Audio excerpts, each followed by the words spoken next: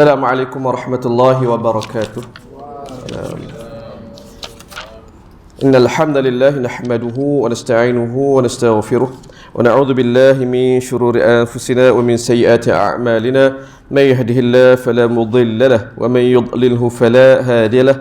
أشهد أن لا إله إلا الله وأشهد أن محمدا عبده ورسوله اللهم صل وسلم على سيدنا وحبيبنا وشفيعنا وزخرنا ومولانا محمد وعلى آله وأزواجه وذرياته وأصحابه ومن تبعهم بإحسان إلى يوم الدين اللهم علمنا ما ينفعنا وانفعنا بما علمتنا وزدنا علما.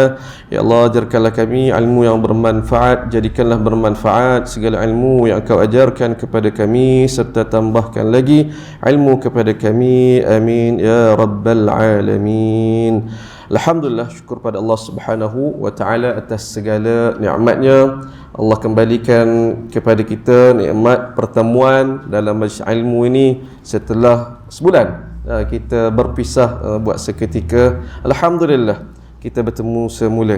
Hari ini kita menyambung pengajian kita, pengajian sirah, juga hadis, dengan tumpuan khusus kita kepada hadis-hadis rumah tangga Nabi sallallahu alaihi wasallam, menggunakan buku Asam Garam Rumah Tangga Nabi sallallahu alaihi wasallam.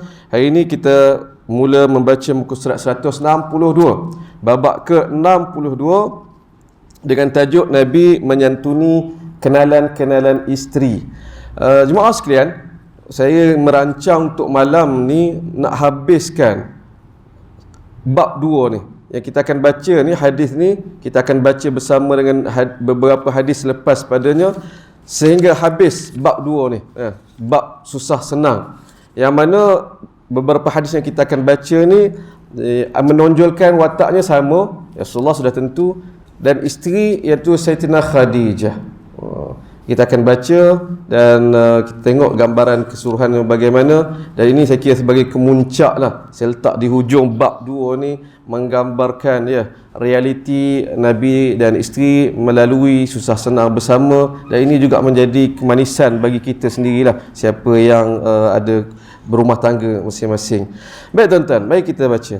Nabi menyantuni kenalan-kenalan isteri. An Aisyah radhiyallahu anha qalat ma ghirtu ala imra'atin ma ghirtu ala Khadijah. Kata Sayyidatina Aisyah, insya-Allah Sayyidatina Aisyah ummuna yang banyak berjasa kepada umat, kepada kita semua, banyak perkara yang kita tahu tentang Rasulullah daripada beliau. Beliau berkata, aku tak pernah rasa begitu cemburu terhadap perempuan lain sebagaimana cemburunya aku terhadap Khadijah. Dia mengakui, orang kata perasaan dia, saya terkejut cemburu sangat. Walaqad halakat qabla an yatazawwajani bi 3 sinin. Walhal dia dah mati, dia dah tiada 3 tahun sebelum aku nikah dengan Nabi. Mana tak jumpa, tak kenal pun. Sebab Sayyidatina Aisyah nikah dengan Nabi, umur beliau 6 tahun. Tak duduk bersama lagi lah, 6 tahun. Sayyidatina Khadijah meninggal dunia, dia pada tahun yang sama ataupun awal tahun yang berikutnya. Sayyidatina Khadijah meninggal tahun ke-10 10 kenabian Nabi sallallahu alaihi wasallam dalam bulan Ramadan. Dan ada riwayat yang pelbagai selepas pada itu untuk memberi gambaran berapa lama Nabi menduda. Ada menyebut bahawa 2 tahun. Dan Allah alam pada beberapa pandangan, beberapa riwayat yang saya ingat dan saya pegang kita dekat ke pandangan ini, iaitu Nabi nikah juga dalam bulan yang sama, tak bulan Ramadan ataupun selepas itu Syawal, dengan Sayyidatina Saudah, dengan Sayyidatina Aisyah. Ala kulli hal tuan-tuan, Sayyidatina Aisyah tak jumpa Sayyidatina Khadijah ni, umur 6 tahun, tak ingat ada makcik mana meninggal kan. Tapi macam mana tu, pelik. Sayyidatina Aisyah boleh kata aku cemburu sangat dengan dia. Lima kuntu asma'uhu yadhkuruha, kerana kerap sangat Nabi duk sebut tentang beliau. Insya-Allah. Ini sampai tahap tu. Sebut, makna kata tuan-tuan, ini mungkin satu perkara yang kita, kalau kita belajar sirah secara biasa, kita tak nampak aspek ini. Kita tahu Nabi dengan watak sebagai ketua tentera kan ini. Walhal daripada hadis ini Sayyidatina Aisyah memberi gambaran bahawa Nabi asyik sebut tentang Khadijah kan. Asyik sebut tu sampai tahap Sayyidina Aisyah kata aku naik cemburu. Seolah-olah dia ni aku pernah jumpa, pernah tengok jadi geram. Tak ada walhal pun. Insya-Allah. Dan disebut walaqad amarahu rabbuhu an yubashshiraha bi baitin fil jannah min qasab.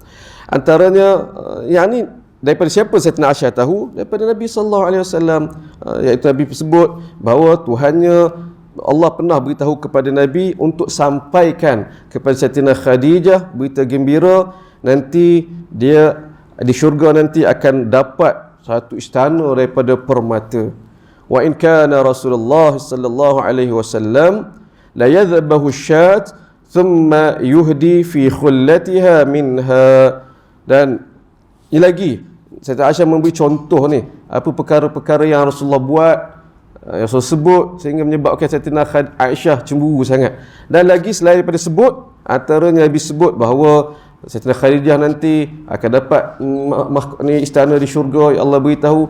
Bukan setakat sebut tuan, Nabi buat pula. Nabi apa? Nabi akan jarang ketika ada masa Nabi akan sembelih sembelih seekor kambing, lepas tu bahagi-bahagikan kepada kawan-kawan baik Sayyidina Khadijah. Hadis riwayat Al-Bukhari. Imam Bukhari tak dalam kitab adab, dalam bab memenuhi janji antara keimanan. Tuan rahmati Allah Subhanahu wa taala. Ini hadis yang sebagai pembuka kepada kuliah ataupun pengajian kita kali ini. Tak ada isu yang sangat tuan-tuan, cuma kita ambil masa untuk merenung, untuk letakkan saya selalu, ini cara saya, boleh jadi betul-betul salah, boleh jadi salah, tapi ini cara saya mendampingi sirah Nabi sallallahu alaihi wasallam.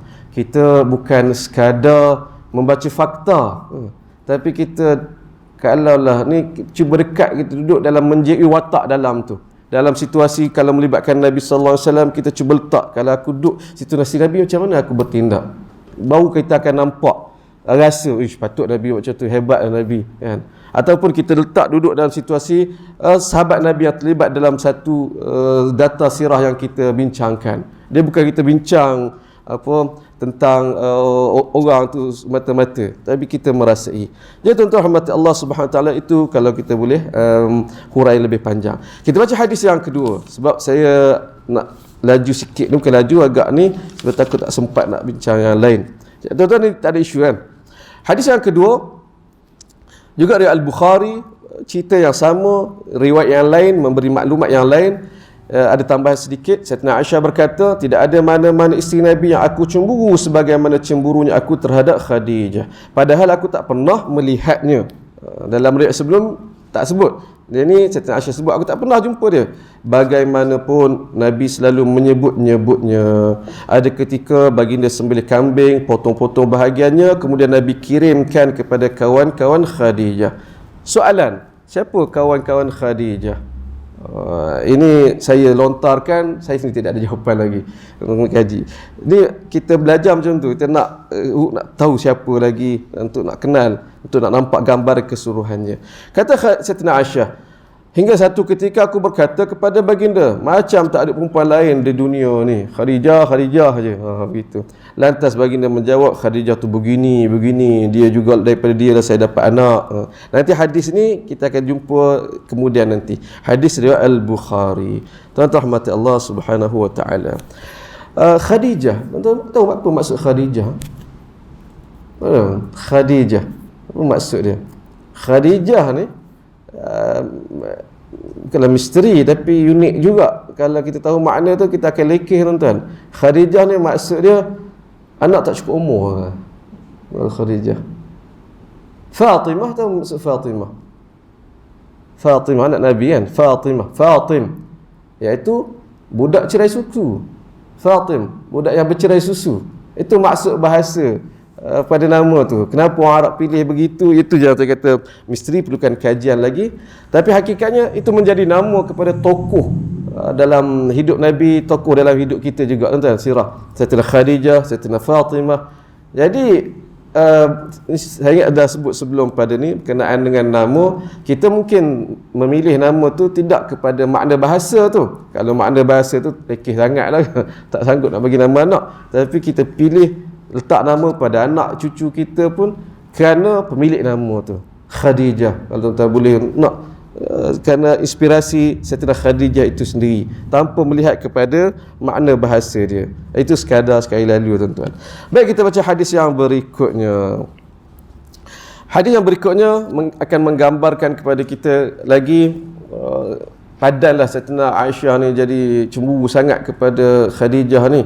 Ini yang berlaku pula tuan-tuan. Bab 63, Nabi terkenang Khadijah.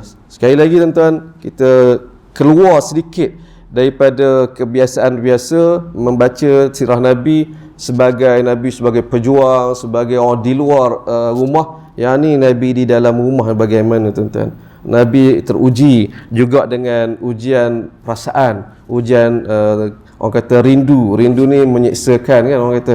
Baik, Nabi terkenal Khadijah. An Aisyah radhiyallahu anha qalat, hadis ini riwayat Ummuna Sayyidatina Aisyah. Ista'dhanat Halatu bintu Khuwailid ukhtu Khadijah ala Rasulillah sallallahu alaihi wasallam. Suatu hari Halah binti Khuwailid, ni watak sahabiah yang mungkin kita jarang dengar tuan. Halah binti Khuwailid datang ke rumah, dan saya kira yang beliau datang ni rumah Sayyidatina Aisyah lah, kerana Nabi ada di situ. Nabi datang nak jumpa, tanya khabar Nabi ke, tanya khabar anak-anak kan gitu. Siapa Halah binti Khuwailid ini? Ialah saudara perempuan, sama ada adik atau kakak. Saya tak buat carian, tak dapat nak tentukan kakak ataupun adik Sayyidatina Khadijah. Kita letaklah mungkin ikut adat. Kalau ikut adat umur, kakak pergi dulu kan, maka ni boleh jadi adik. Halah binti Khuwailid ini. Dan dia bukan sekadar, mana kata adik ipar lah kan, adik ipar Nabi sallallahu alaihi wasallam. Dan bukan sekadar adik ipar, dia ada hubungan lain lagi, iaitu sebagai besan. Besan. Halah ni besan juga dengan Nabi sallallahu alaihi wasallam melalui macam mana? Kerana anak dia seorang Abul Aus. Abul Aus bin Rabi' itu suami kepada anak Nabi Zainab. Ini kalau kita ni dalam buku saya yang ketiga. Pernikahan Sayyidatina Zainab dengan Sayyidatina Zainab dengan Abul As bin Rabi' ni melalui usaha daripada ni dua beradik ni, Sayyidatina Khadijah dengan Halah. Kita sepupu kan, kita satukan anak kita ni, itulah nikah tuan. Tu Halah binti Khuwailid, adik kepada Khadijah. Kita ambil sebagai adik lah untuk sebagai perbincangan ini. Baik, Halah masuk, datang ke rumah, ista'dhanat, masuk nak jumpa Nabi sallallahu alaihi wasallam. Masuk dekat sini tuan-tuan, ista'dhana, tuan-tuan akan jumpa dalam hadis yang lain, ista'dhana Abu Bakar ala Rasulullah sallallahu alaihi wasallam kan, ista'dhana Umar, Umar minta izin, Nabi minta ni, Abu Bakar minta izin. Itu maksud apa tuan-tuan? Bagi salam. Masuk rumah nak jumpa, bagi salam, tu ista'dhanat. Assalamualaikum, datang. Jadi yang berlaku, tuan-tuan bayangkan itu, ada orang nak jumpa, iaitu Halah nak jumpa Nabi, dia bagi salam. Fa'arafa isti'dhana Khadijah farta'a lidhalik. Nabi dengar orang bagi salam tu, Nabi kata Sayyidatina Aisyah setelah mengetahui keadaan inilah, kata Sayyidatina Aisyah, Nabi barangkali terkenang cara salam Khadijah. Dahsyat Allah. Ada orang macam tu kan, adik-beradik dia suara dia sama, cara sembang dia sama kan. Saya dengan adik saya ada orang kata sama. Cuma saya tak setuju lah, saya kata saya lagi handsome. Cara sembang sama tu, cara lawak pun sama dengan adik ni. Kawan adik saya tu dia boleh jadi kawan saya. Ustaz ada adik ke belajar Jordan? Tak ada. Allah, terlama duk perhati tu, muka sama. Kita yang adik-beradik kita mana sama kan? Orang luar nampak, orang kata ada meh, ada iras. Bukan setakat rupa, tapi cara sembang, cara bercakap juga sama. Jadi itu tidak menghairankan. Tambah lagi Nabi dalam keadaan boleh kita bayangkan Nabi dalam hati tu ada Khadijah je kan. Orang bagi salam. Salam pula sama macam Khadijah bagi salam dulu. Farta'a lidzalik. Nabi pun terpegun sekejap. Kaku Nabi. Sayyidatina Aisyah tengok tu. Faqal, kemudian baru Nabi bercakap, Allahumma Halah. Ya Allah, Halah rupanya. Tak boleh bayang apa yang sedang berada dalam fikiran Nabi tu. Kalau kita bayang saya duduk tak situasi, boleh jadi terigau sekejap, isteri aku datang balik ke ni kan. Ini berlaku biasa, kerinduan, dan para sahabat Nabi pun begitu. Apabila terkenal Nabi sallallahu alaihi wasallam kan, dalam riwayat apabila Bilal azan semula, orang kata ni, itu ada riwayat, ada perbezaan, adakah dia berlaku di Madinah ataupun di Kufah. tu ada khilaf. Yang saya berdengar tadi tentang Hasan, kita datang dengan kuliah sambil ni, bagaimana Anas Abu Hurairah radhiyallahu anhu, dia tengok, dia kata kullama, setiap kali aku tengok Hasan fafadat ainah, menangis aku. Begitu orang terkenal kan.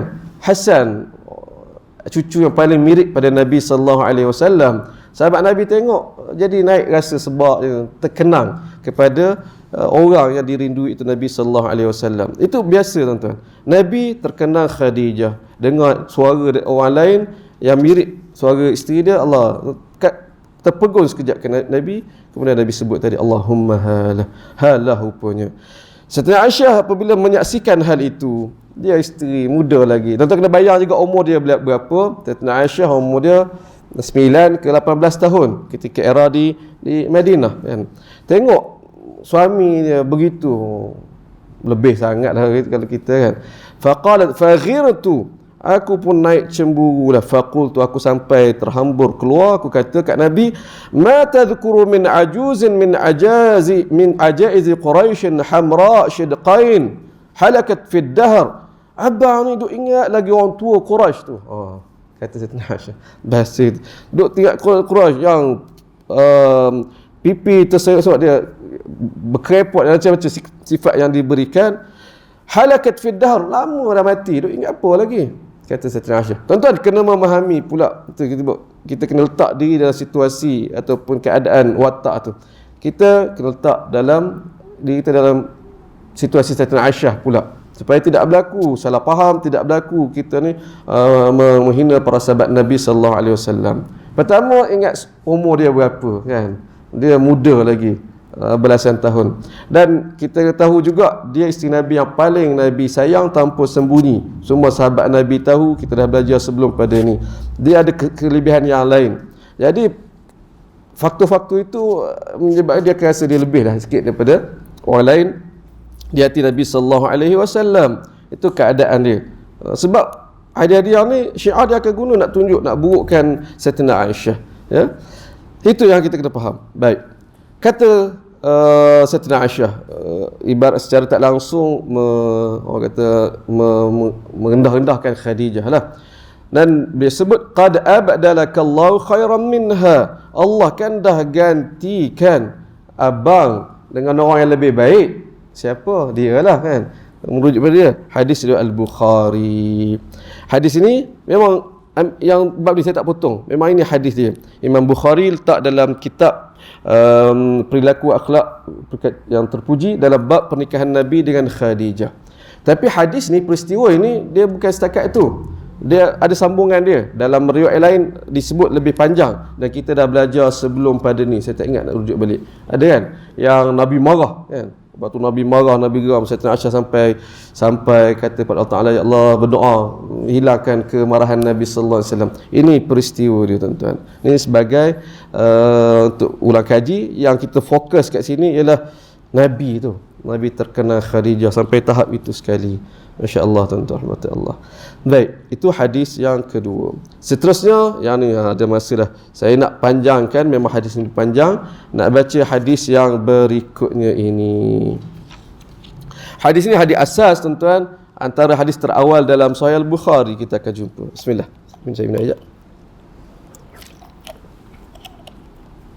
Muka surat 165. Tajuk saya letakkan, Sayyidina Khadijah menguatkan semangat Nabi sallallahu alaihi wasallam. Hadis ini di tempat yang asal dalam Sahih Al-Bukhari. Imam Bukhari letak awal kitab Badi'il Wahyi, kitab permulaan wahyu. Dan nampak tuan, beberapa kali saya sebut hadis kisah pada asalnya diceritakan oleh sahabat Sayyidina Aisyah tanpa ada tajuk utama. Dia cerita pengalaman, cerita begitu. Mari kemudian ulama bawa hadis ni buat sorotan yang lain, buat tajuk yang lain, mari tajuk yang lain. Sebab itu saya kata, saya ambil ruang ini untuk buat tajuk yang lain, nak beri fokus kepada yang isu yang menjadi tumpuan kita. Untuk tajuk ini ataupun hadis ini, saya letak fokus isu rumah tangga, tak tajuk Khadijah menguatkan semangat Nabi. Kat sini yang menampakkan peranan Sayyidina Khadijah sekaligus kita tak peliklah Nabi tinggal sangat kepada Khadijah. Mungkin sekali lalu kita kata biasalah isteri kan. Biasalah isteri akan sokong suami. Ya, Nabi menjadi rasul. Isteri sokonglah, isteri sokong. Mungkin ada pandangan ataupun sangkaan itu. Lalu kita rasa tak ada apa sangatlah Sayyidatina Khadijah. Tuan-tuan jangan lupa dalam Al-Quran Allah sebut dua orang Nabi yang teruji rumah tangga mereka. Nabi Nuh, Nabi Lut kan? Tidak beriman. Bukan maksud kata automatik suami Nabi orang baik, isteri baik, belum tentu.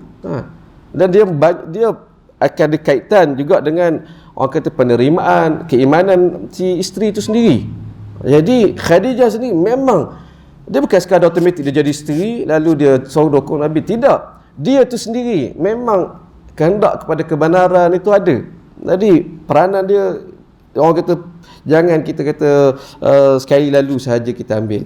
Baik tuan-tuan, Khadijah menguatkan semangat Nabi. An Urwah ibn Zubair an Aisyah ummul mukminin annaha qalat awwalu ma budi'a bihi Rasulullah sallallahu alaihi wasallam min al-wahyi ru'ya salihatu fil manam fil naum. Kata Sayyidatina Aisyah, permulaan wahyu yang datang kepada Rasulullah sallallahu alaihi wasallam adalah dalam bentuk mimpi yang benar dalam tidur baginda. Fakana la yara ru'ya illa ja'at mithla falaqis subh. Setiap kali datang mimpi itu seperti cahaya waktu subuh. Ini ada perbincangan maksud dia bagaimana tuan-tuan. Thumma hubbiba ilaihi al-khala. Lepas pada itu, lepas Nabi dah beberapa kali, kerap kali bermimpi, mimpi yang disebut mimpi yang salih ini, lalu Nabi jadi cenderung untuk bersendirian. Hubbiba ilaihi al-khala. Lepas pada itu Nabi makin banyak bersendirian. Tuan-tuan, kita sebelum langkah lebih jauh, saya nak sebut beberapa perkara. Ini makna situasi atau keadaan Nabi sallallahu alaihi wasallam sebelum menjadi rasul kan. Nabi menjadi rasul, umur Nabi lebih kurang 40 tahun. Ini sebelum pada tu, beberapa tahun sebelum pada tu.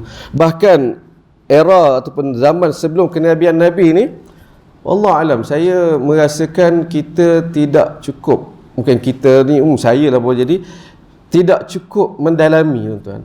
Apabila sejak akhir ni saya buat pembacaan, ya Allah, banyak data sirah yang ada pada peristiwa sebelum tu tapi kita terlepas pandang tuan.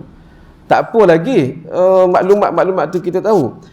Yang jadi rasa galak tu apabila maklumat kita baru tahu dia memberi gambaran yang lain daripada sangkaan kita. Maksudnya begini tuan-tuan, kalau sebelum ni saya menyangka bahawa zaman jahiliah keadaannya begini, rupanya baca data sirah riwayat asal balik tuan-tuan, dia lain tuan-tuan, dia lain. Dan lain tu berbeza, dia mengubah kefahaman kita terhadap sirah Nabi. Panjang ni secara konsep saya nak cerita tuan-tuan, panjang, nanti sampai masa kita sebut. Termasuklah dalam hal ini bagaimana yang berlaku. Ala-kullah secara mudah begini tuan-tuan, Nabi sallallahu alaihi wasallam sebelum menjadi rasul, tuan-tuan kena bayangkan, saya membayangkan Nabi sebagai peniaga yang berjaya. Dia join dengan Khadijah lah dulu jadi usahawan yang berjaya sampailah di hujung-hujung usia Nabi sallallahu alaihi ni umur Nabi nak menjadi rasul ni. Summa hubbiba ilaihil khala, Nabi banyak masa untuk bersendirian.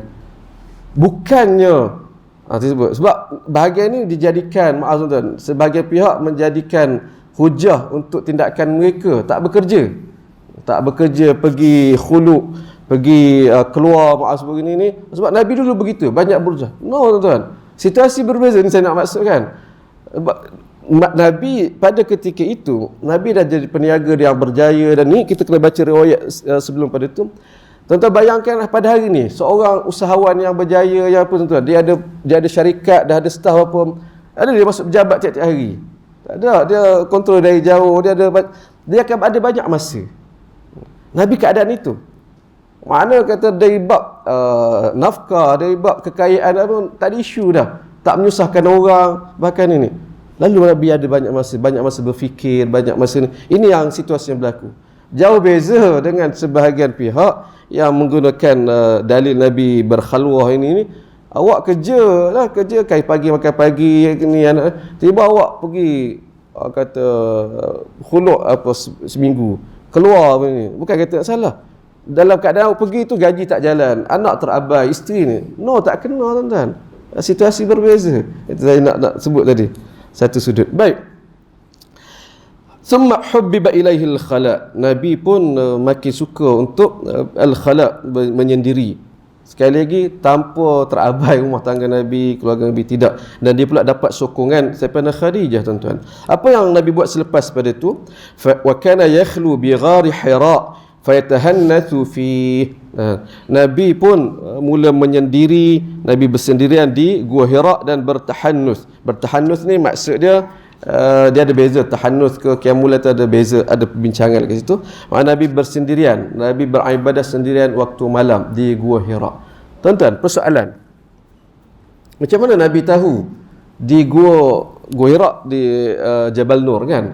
Jabal Nur. Di bukit itu atas dia ada gua, lalu boleh duduk bersendirian kat situ. Macam Nabi tahu tuan-tuan? Ini maksud data sebelum kenabian ni. Tuan-tuan persoalan kan tak? Mana? Dia orang Mekah, dia tahu. Macam mana Nabi tahu? Saya begini tuan-tuan, sebelum pada jumpa riwayat, apabila satu benda tu riwayat tidak ada ni, riwayat yang taklah orang kata penting sangat. Tapi kita belajar sirah, kita nak kalau selagi detail yang kita boleh tahu kan. Apabila pembacaan sekadarnya tak jumpa, saya letak andaian, Nabi ni seorang yang suka, orang kata suka hiking, suka yalah, ni sebab tu Nabi tahu. Betul? Mana kata kalau tidak ada data, betul?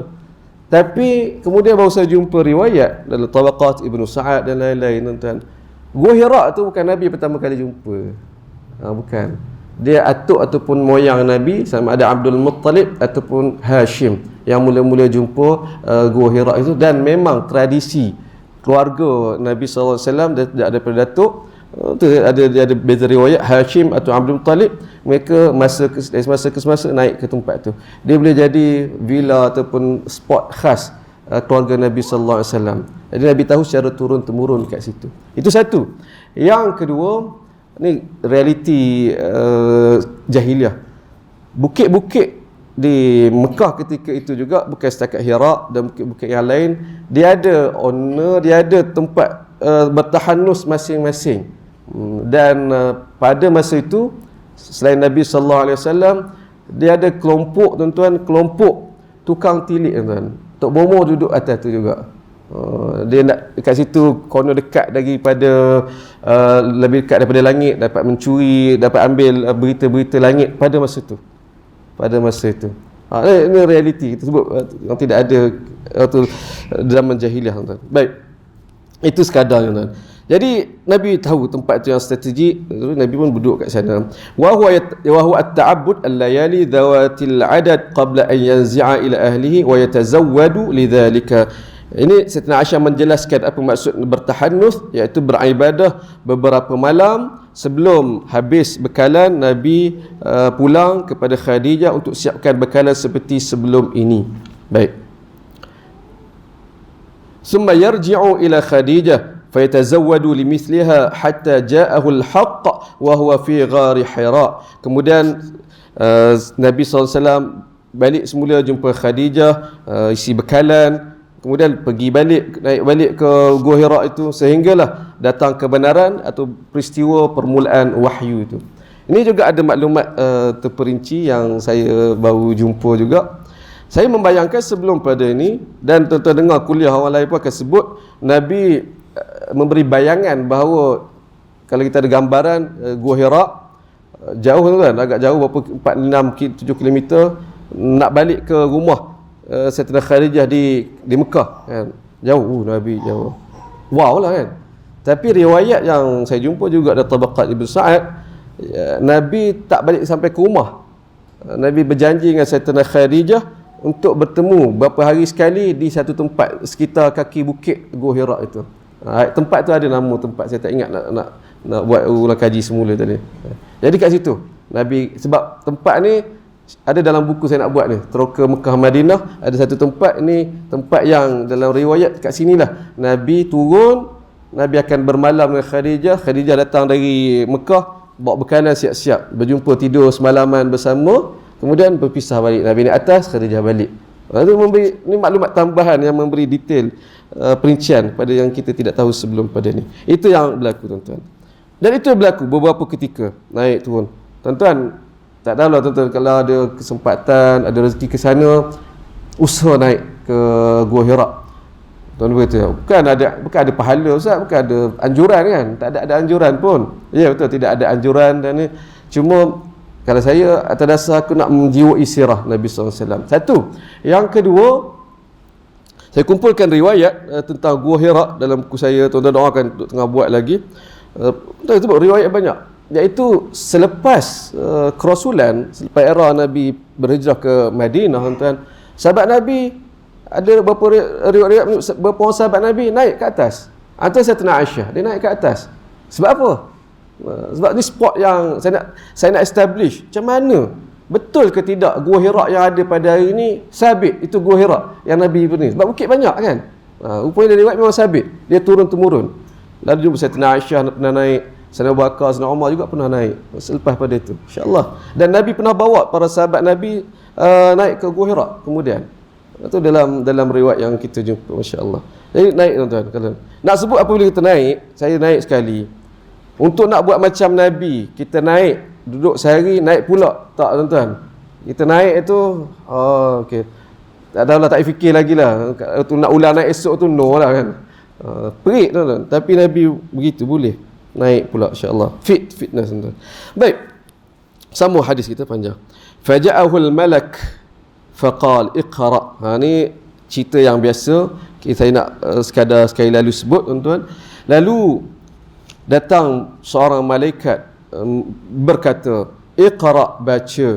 Qal ma ana biqari. Nabi jawab, saya tak tahu, saya tak kerti baca, nak baca apa ni kan. Fa akhadhani, ni Nabi sallallahu alaihi wasallam, Sayyidatina Aisyah cerita, bawa cerita daripada Nabi sallallahu alaihi wasallam. Nabi sebut fa akhadhani faghattani hatta balagha minni al-jahd. Lalu malaikat itu pegang aku, dia peluk aku sehingga aku rasa sesak nafas lah. Maknanya kata lama dan kuat pelukan malaikat ketika itu. Thumma arsalani, kemudian dia lepaskan aku daripada pelukannya. Faqal iqra, baca. Aku pun jawab, ma ana biqari, saya nak baca apa ni? Saya tak reti nak baca ni. Fa akhadhani faghattani thaniyah. Kali kedua macam tu juga, kemudian lepaskan aku, diulang-ulang, tuan-tuan. Al-thalith thumma arsalani. Kali yang ketiga dilepaskan aku, faqal, malaikat itu pun berkata, iqra bismi rabbikal ladzi khalaq, khalaqal insana min 'alaq, iqra wa rabbukal akram.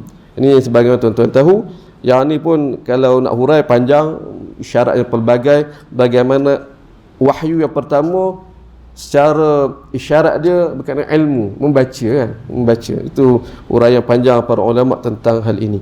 Baik, cukup untuk tuan-tuan ulang kaji, ingat sebagai ulang kaji, saya tak nak hurai lanjut. Cuma saya nak tambah sedikit kefahaman yang selepas pada ini. Selepas pada itu, kata Sayyidatina Aisyah, faraja'a biha Rasulullah sallallahu alaihi wasallam yarjufu fuaduhu. Apa saya terjemah ni? Selepas itu Nabi pulang kepada keluarganya dengan hati yang gemetar. Yarjufu fuaduhu, hati dia gemetar. Fadakhala ala Khadijah binti Khuwailid radhiyallahu anha. Nabi sampai ke rumah, Nabi masuk ke rumah, jumpa Sayyidatina Khadijah. Nabi berkata, zammiluni, zammiluni, peluk ni apa? Selimutkan saya, selimutkan saya. Fazammiluhu, lalu pakat-pakat selimut. Ni bukan Sayyidatina Khadijah, ramai masa tu anak-anak dia ke keluarga ni jamak. Lalu mereka pun pakat menyelimutkan Nabi sallallahu alaihi wasallam hatta dhahaba anhu ar-raw', sehingga hilang gementar Nabi sallallahu alaihi wasallam. Faqala li Khadijah wa akhbarha al-khabar. Lalu Nabi lepas pada tenang tu baru Nabi cerita pada Khadijah apa yang berlaku. Dan Nabi sebut, kata Sayyidatina Aisyah, laqad khashitu ala nafsi. Nabi kata, saya bimbang ni, abang bimbang atas tentang diri abang. Tuan-tuan, sebelum ni, mari kita baca dahulu. Sayyidatina Khadijah apabila mendengar aduan Nabi dia pun respon. Dan ni juga tuan-tuan letakkan, kalau kita isteri, kita letak dalam situasi itu. Suami datang cerita benda yang besar, benda yang sedang berlaku. Faqalat Khadijah, kita baca dulu. Khadijah pun berkata, kalla wallah ma yukhzikallahu abada. Tidak sekali-kali, demi Allah, Allah tak akan hina abang. Tidak akan sekali-kali hina abang. Sebab apa? Innaka la tasilur rahim. Abang orang yang menghubungkan silaturahim. Nanti kita hurai sikit silaturahim tu maksudnya apa? Wa tahmilul kal wa taksibul ma'dum wa taqrid dhaif wa tu'inu 'ala an-nawaibil haqq.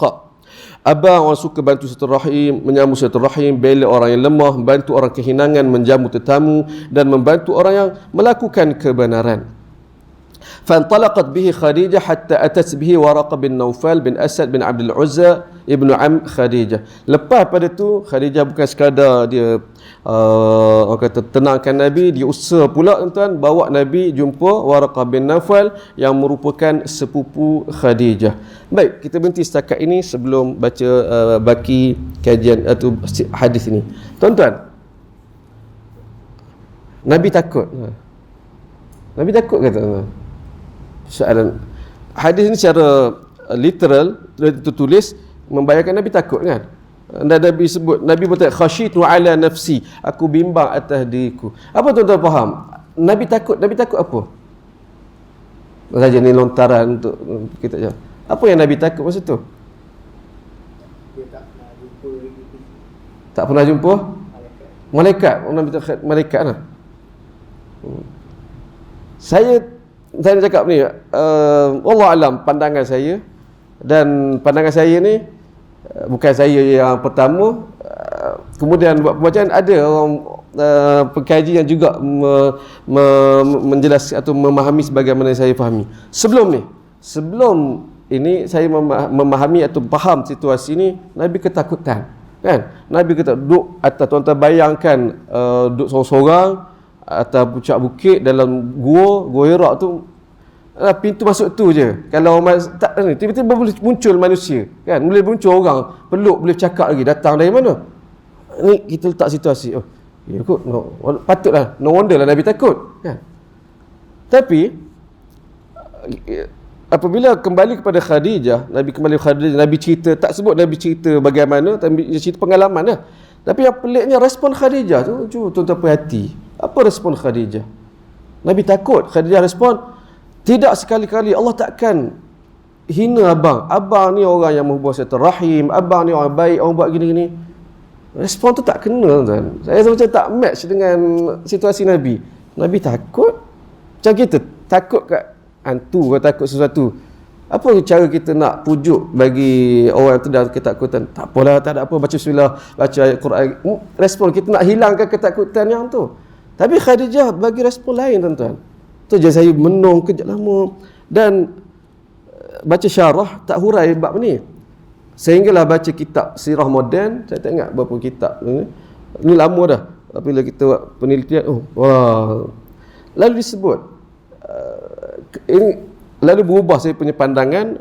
Nabi tak takut masa tu. Bukan takut sebagaimana yang saya faham, takut kepada kejadian luar biasa malaikat ke hantu, tak tuan-tuan. Nabi tak takut tentang itu. Nabi sebut khasyitu ala nafsi, saya takut bahasa Arab lagi. Khasyitu, aku takut tu takutlah. Khasyitu ala nafsi, saya takut berlaku apa-apa terhadap diri saya. Tuan-tuan, ini saya membayangkan, dan saya sebut tadi ada sejarawan juga bercakap hal yang sama. Nabi masa tu Nabi tak takut disebut hantu, takut tak kejadian tu, tak. Tapi Nabi takut kepada akan datang, apa yang Nabi akan lalui. Maknanya Nabi dah boleh terima. Masa tu Nabi dah terima, ni wahyu. Ini aku akan jadi rasul, aku akan sampaikan, aku akan berdakwah dengan orang ni. Nabi dah ada gambaran tu. Dan saya akan backup dengan riwayat-riwayat lain menyebutkan Nabi dah ada, orang kata, gambaran awal bahawa kalau nak jadi rasul, jadi ni akan berdepan dengan masyarakat gini. Itu yang Nabi takut. Nabi bimbang nanti ini wahyu, aku dah kena sampaikan tugas, aku kena menjadi rasul, nak kena bercakap dengan manusia ni, nanti apa pula kata orang ni. Itu Nabi takut tentang tu. Dan Khadijah memahami. Yang tu yang dibincangkan oleh Nabi dan Khadijah. Khadijah memahami hal itu. Apa Nabi sebut itu? Oh, tu nak Khadijah pujuk Nabi. Dia kata, abang jangan bimbang. Abang buat kerja, abang menjadi rasul. Abang jadi rasul, abang Allah tak akan biarkan abang begitu saja. Abang ni orang baik, Allah akan terima abang ni. Abang orang yang hubungkan silaturahim, abang bantu orang. Jadi abang dakwah nanti orang ramai orang terima, abang jangan bimbang. Itu respon Khadijah kepada kebimbangan Nabi. Bukannya ketakutan Nabi, kebimbangan Nabi untuk usaha dakwah yang Nabi akan lakukan. Wallah alam, ini pandangan saya, tuan-tuan boleh setuju, boleh tidak setuju dalam hal ini. Apabila saya pegang yang tu lagi logik ataupun kena dengan riwayat yang saya baca ni. Beza tuan-tuan saya sebut, beza takut tadi dengan bimbang yang ni. Nanti kita bincang di hujungnya. Baik. Saya sebut tadi dia kena dengan riwayat-riwayat Nabi yang lain bahawa sebelum kerasulan Nabi dah banyak discussion dengan Waraqah, bukan kali pertama tuan-tuan. Dengan Waraqah, dengan Amru bin Nufail, juga ada beberapa tokoh Nabi dah bincang dengan tokoh-tokoh yang mereka ni tokoh yang menongkah arus pada ketika itu. Mereka tak ikut agama jahiliah, tapi mereka sebahagian agama Nasrani, sebahagian agama Hanif kan. Nabi dah bincang dengan mereka, dah ada gambaran-gambaran itu lah. Nabi pun ke arah itu tuan-tuan. Sebab itu disebut apakah agama Nabi sebelum kenabian. Kalau saya, Nabi agama Hanif, iaitu agama Nabi Ibrahim AS, dan ada tokoh-tokoh dah sebelum pada itu, Amru bin Nufail dan sebagainya. Nabi itu Nabi ada banyak berbincang dengan ni, kemudian barulah Islam. Nabi mana bukannya terikut dengan ajaran ataupun agama nenek moyang Nabi sallallahu alaihi wasallam. Baik, saya nak hurai panjang, nak teruskan. Panjang lah. Waktulah. Kat mana tadi? Khadijah, tuan-tuan. Seterusnya, tuan-tuan beri perhatian kepada Sayyidatina Khadijah, yang utama sebenarnya untuk jadikan fokus kita. Bagaimana Khadijah, tuan-tuan letak situasi kalau di pihak isteri, suami balik rumah cerita kebimbangan, abang bimbang lah hari ni ada orang nak apa ke abang ni. Apa respon si isteri atau kita lah suami, isteri balik cerita tu. Saya letak situasi, saya tak nak kata orang lain, saya boleh je situasi saya kata, abang buat apa sampai orang nak marah kat abang ni? Kata, ya. Awak buat apa sampai orang nak marah? Kita menambah tekanan kepada ni kan. Tu saya lah kita. Tapi Khadijah lain tuan-tuan. Dia bukan dia nak dia apa Nabi sebut bimbang gitu, dia kata, oh takut jugalah bang ni. Dia tak join sekali. Sebaliknya dia selesaikan, dia pujuk Nabi, dia matang tuan. Insya-Allah ni Sayyidatina Khadijah. Tanpa tuan-tuan agak tuan-tuan fahamlah hal ini. Baik, bukan setakat itu, dia usaha lagi. Khadijah bawa Nabi jumpa Waraqah bin Naufal. Saya kata ni bukan dia kali pertama jumpa Waraqah bin Naufal. Baik.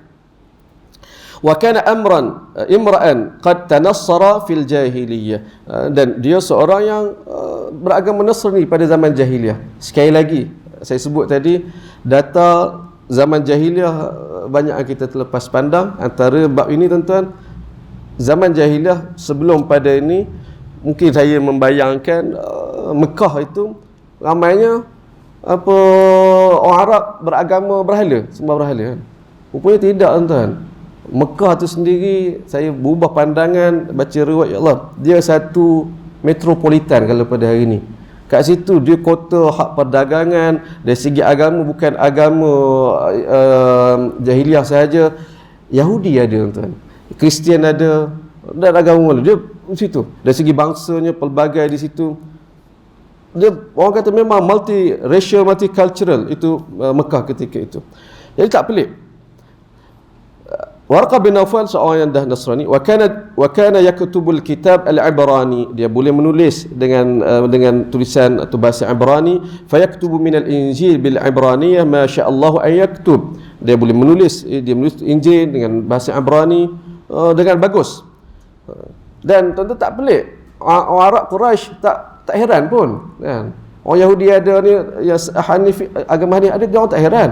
Tapi kenapa Nabi bawa dakwah dia orang jadi ni? Ada perbincangan yang lain lah. Itu Nabi apabila mula attack, atau bukan attack pun, biasa menjejas ekonomi, menjejas kebiasaan. Asal agama kau nak buat masing-masing, hantar kau lah, tu tak kisah kan. Buat dakwah, kalau masyarakat buat dakwah ajak solat semata-mata, bukanlah nak ni, orang tak kisah. Tapi apabila kita sentuh bab yang menjadi nadi masyarakat walaupun salah, bab jumpa bomoh, bab syirik, bab orang-orang berapi tuan-tuan. Bab pergi, contohlah ni buat, kalau buat tahlil tu buat makan, tapi bukan isu tahlil tu, tapi buat makan pula, dia menjadi norma masyarakat. Yang tu orang akan bangkit lah. Yang ni yang Islam begitu tuan-tuan. Baik, panjang kena sentuh yang tu. Kembali, wa kana syaikhan kabiran qad amiya, ketika itu Warqah bin Naufal sudah tua dan buta tuan-tuan. Faqalat lahu Khadijah, ya ibn am isma' min ibn akhik. Khadijah sembang, dia sepupu, kawan baik barangkali ni, wahai saudara ni, dengar ni ada apa nak cerita ni. Faqala lahu Waraqah, ya ibn akhi madza tara. Lalu Warqah tanya, apa ceritanya? Dia kata kepada Nabi sallallahu alaihi wasallam, Nabi pun beritahu. Fa akhbarahu Rasulullah sallallahu alaihi wasallam khabara ma ra'a. Nabi beritahu apa yang Nabi alami. Faqala lahu Waraqah, lalu habis cerita tu respon Waraqah, hadzal namus, itu namus alladhi nazzalallahu ala Musa, ya Allah turunkan juga kepada Nabi Musa alaihissalam, merujuk kepada malaikat itu. An-namus nama lain bagi malaikat Jibril, an-namus. Ya laitani fiha jaz'a, aduhai kalaulah aku ni masih jaza', masih lagi unta muda, atau bahasa saya terjemah apa tuan, jaza', kalau saya masih lagi muda, masih lagi muda, tak syok. Ya, Arab dia lagi puitis. Kalaulah aku ketika itu masih lagi ibarat unta muda, cergah lah, cergah. Sekarang itu, laitani akunu hayyan id yukhrijuka qaumuk. Kalaulah aku ni masih hidup ketika kaummu mengusirmu keluar, menghalaumu. Faqala Rasulullah sallallahu alaihi wasallam, Nabi dengar tu, Nabi jawab, Nabi respon, awa mukhrijiyahum, saya akan dihalau. Ni persediaan mental. Nabi tahu ni semua akan berlaku. Ni Allah bagi persediaan mental pada Nabi sallallahu alaihi wasallam dengan gambaran-gambaran yang akan berlaku. Kata Waraqah, na'am, ya, lam ya'ti rajulun qattu bimithli ma ji'ta bihi illa 'udi. Tidak ada seorang nabi, seorang manusia pun yang diwahyukan sebagaimana kepadamu, melainkan dia akan dimusuhi. Wa in yudrikni yaumuka ansurka nasran muazzara. Andai katalah aku masih lagi hidup pada hari itu, hari kau diusir, dimusuhi, aku akan bantumu, belamu sungguh-sungguhnya. Semalam yanshab Waraqatu an tufiya, tak lama kemudian meninggal dia. Wa fataral wahyu, dan wahyu pun terhenti. Ni dari segi nak bincang dari sudut kenapa wahyu terhenti dalam tempoh yang ni, kan? Adalah beberapa hikmah dan ni ya. Antara saya kata ni persediaan Nabi. Allah bukan kata bagi tugasan Muhammad tu, tak. Mula dapat awak hadam dulu ni apa yang akan lalui nanti. Tu sebab wahyu terhenti buat seketika. Wallahu alam tuan-tuan. Panjang. Hadis Al-Bukhari. Habis tuan-tuan, saya nak baca hadis terakhir lah. Hadis terakhir dalam bab ni, insya-Allah habis masa panjang. Dia sebab sebulan tak jumpa kan, dia jadi panjang lah. Yang ni ringkas tuan-tuan. Sekali lagi kita kembali semula, fokus kita kepada Sayyidatina Khadijah. Saya nak tuan-tuan rasa peranan Sayyidatina Khadijah bagaimana pada Nabi sallallahu alaihi wasallam.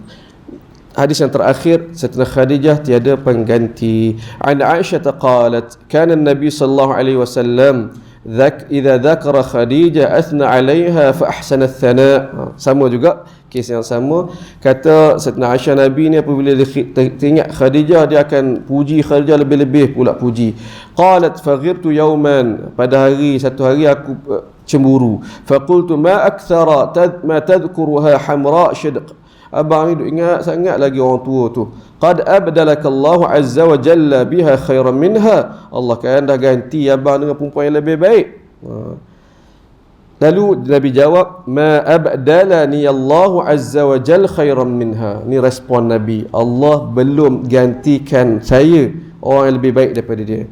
Qad amanat bi id kafara bin nas. Dia yang beriman denganku, tak kalau orang lain tak nak percaya. Wa saddaqatni id kadzdzabani an-nas. Dia mempercayaiku, tak kalau orang lain tak nak percaya.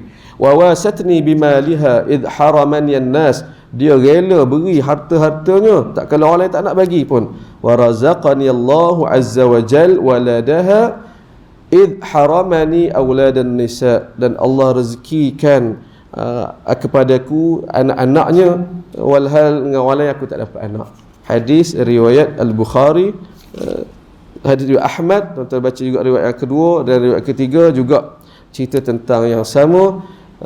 Sekali lagi mesej kita iaitu Sayyidatina Khadijah begitu besar di hati Nabi sallallahu alaihi wasallam. Walaupun riwayatnya tidak banyak tuan-tuan, memang tak puas nak tahu riwayat tentang Sayyidatina Khadijah lagi dan lagi. Tapi yang setakat kita jumpa yang boleh kita terima yang ni sahaja. Tanpa perlu kita tokok tambah riwayat yang lain. Tak sempat saya ada buat senarai riwayat-riwayat palsu tentang Khadijah. Antaranya kalau sebut tuan-tuan dengar apabila Khadijah nak meninggal, dia kata kepada Rasulullah wahai ni, kalaulah ni jadikan tulang aku sebagai ni. Itu semua riwayat palsu tuan-tuan. Wallah saya berhenti setakat ni tuan-tuan. Saya sebut tadi berpada dengan riwayat yang ada ni pun, kalau kita menjiwai itu pun sudah cukup. Sekadar itu tuan-tuan. Ada soalan? Maaf tuan-tuan panjang masa sikit. Saya je.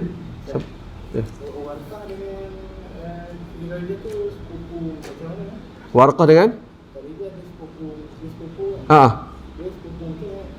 Ibnu Am, sepupu sebelah ayah dia. Khuwailid, Warqah bin Nawfal. Saya kena buat carta lah. Saya tak boleh jawab sekarang. Warqah bin Nawfal, Khadijah binti Khuwailid, dia ada berjumpa kat situ, kat mana tu? Yang dia kata Warqah agama Nasrani tu betul? Ini waqad tanassara. Dia asal Nasrani. Dia beriman ke tidak? Warqah beriman ke tidak? Dia beriman. Dan dia orang pertama beriman. Kalau kita tahu, sebelum ni kita tahu yang orang dewasa pertama beriman Sayyidina Abu Bakar kan. Itu kata fakta sirah yang sudah dipermudahkan. Tapi biasanya ada perincian. Kalau misalkan riwayat ni dari riwayat yang lain, orang pertama beriman Warqah. On the spot terus. Sebelum pada itu Sayyidatina Khadijah yang pertama beriman. Warqah beriman. Lagi ada soalan?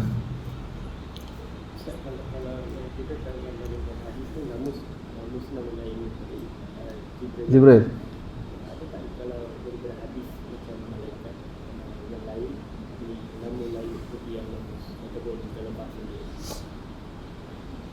Saya tak jawab. Soalan saya tanya tuan-tuan. Syahid tanya Jibril yang kita tahu dalam riwayat ini nama lain Namus. Malaikat lain ada tak nama lain? Berdasarkan riwayat. Saya tak boleh jawab. Tuan ada respon tak? Ada tahu. Nama lain malaikat lain. Malaikat maut. Dalam riwayat kita tak ada sebut malaikat maut. Sebut malakul maut lah, malaikat maut. Israel tu riwayat dalam Israiliyat kan. Boleh terima. Lagi tuan-tuan saya Mikail. Tak tahu. Nama lain saya tak tahu. Ada jawapan? Yang tanya bukan ada jawapan. Tak ada. Haji ada tu. Cuma saya nak tambah, kalau tambah tuan-tuan beriman, kalau ni saya ingat kajian saya yang kajian kecil. Saya ingat kita belum cukup mendalami rukun iman, beriman dengan malaikat tuan-tuan. Silibus pengajian akidah kita sebut beriman dengan malaikat, sekadar beriman dengan 10 malaikat yang ni. Tetapi dia tidak membawa, wallah alam pandangan saya, dia tidak begitu impact kepada iman kita. Sekadar kita tahu ni.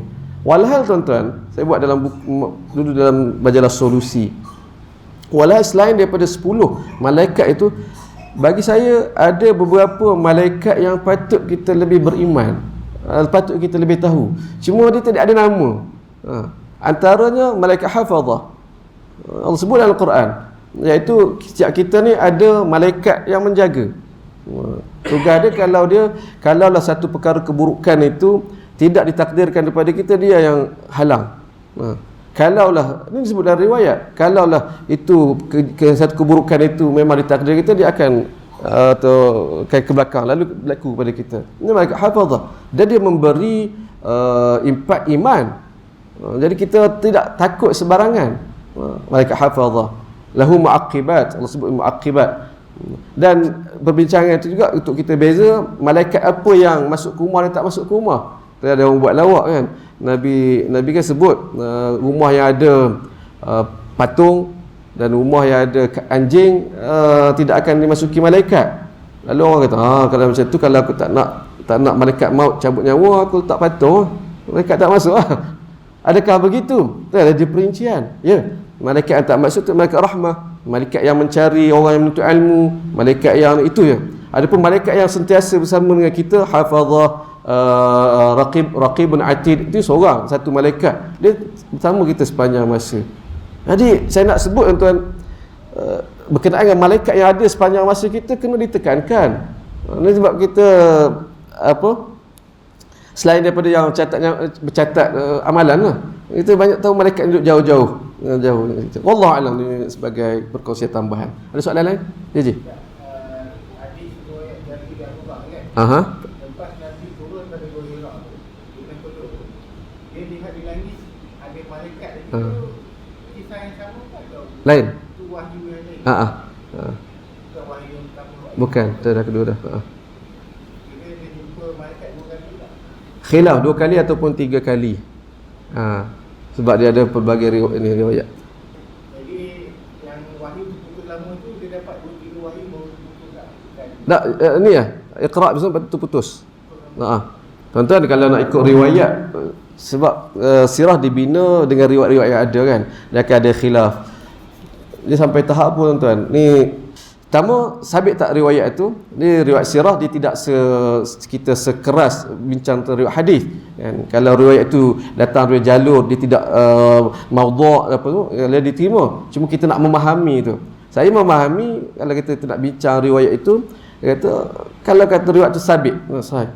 Dan bukannya pelik pun. Masa tu emosi yang sedang Nabi lalui tuan. Wahyu tak turun ni sampai itulah. Jadi riwayat tu banyak lagi. Yang tu 2 kali ada sebut, ketiga sebab 2 riwayat berbeza sebut. Pertama Nabi jumpa kali kedua nampak di dekat sekitar Jabal Nur tu, Hira. Yang kedua riwayat lain Nabi nampak sekali lagi di Ajiyad. Ajiyad tu lebih dekat dengan Mekah. Itu ulama kata mungkin peristiwa yang berlainan. Wallahu a'lam. Menarik tuan. Lagi? Tak ada. Tuan-tuan. Sirah ada beritahu macam ada kemungkinan yang Nabi ini pernah jumpa Waraqah. Dia macam pernah tahu ada agama yang bukan macam mainstream Arab.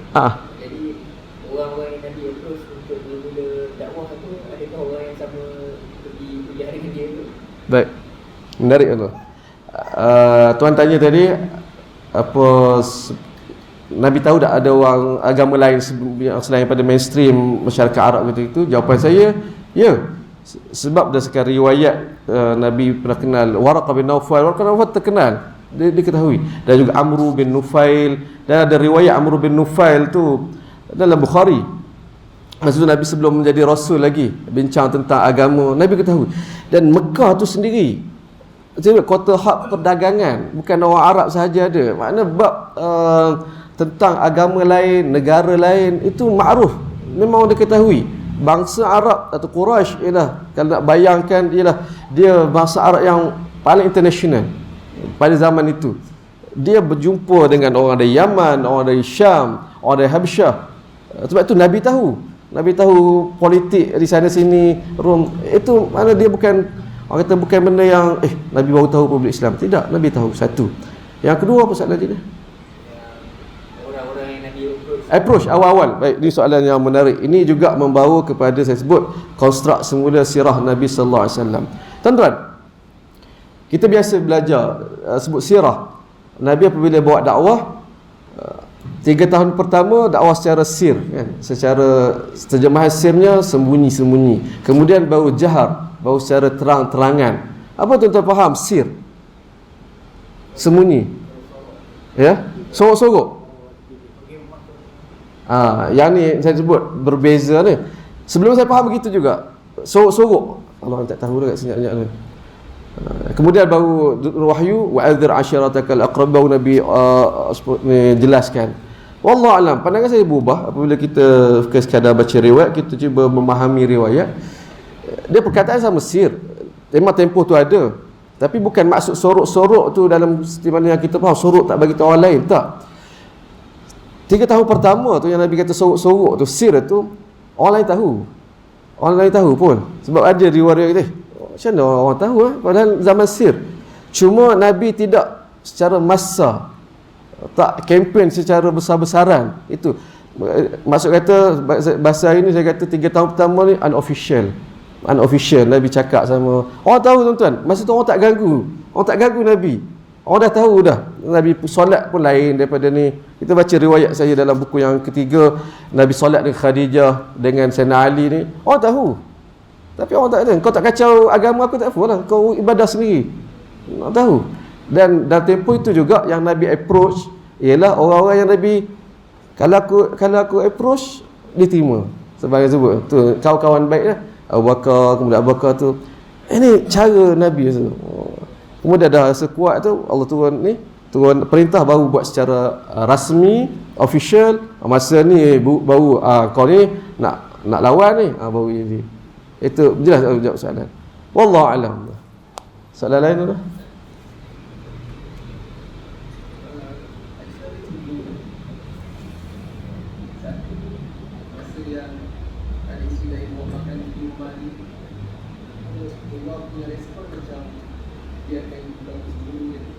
Macam mana Ustaz? Okey.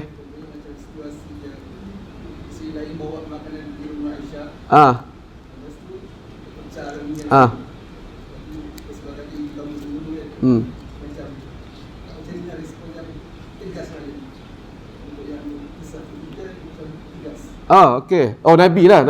Okey, menarik. Ini kita sebagai ulang kaji, sahabat kita tanya, respon Nabi berbeza. Ada ketika kita baca hadis sebelum pada ni kan, yang isteri Nabi atau bawa makanan, lalu Sayyidatina Aisyah tepuk tangan, lalu pecah talam, terbuka talam, Nabi layan je, gharat ummukum, alah biasalah ibu kamu cemburu. Lain kan. Cuba yang kat sini pula Nabi tegas kan. Bahkan riwayat kita dah baca sebelum ni, Nabi marah pada Khadijah, kepada Sayyidatina Aisyah. So soalannya, kenapa?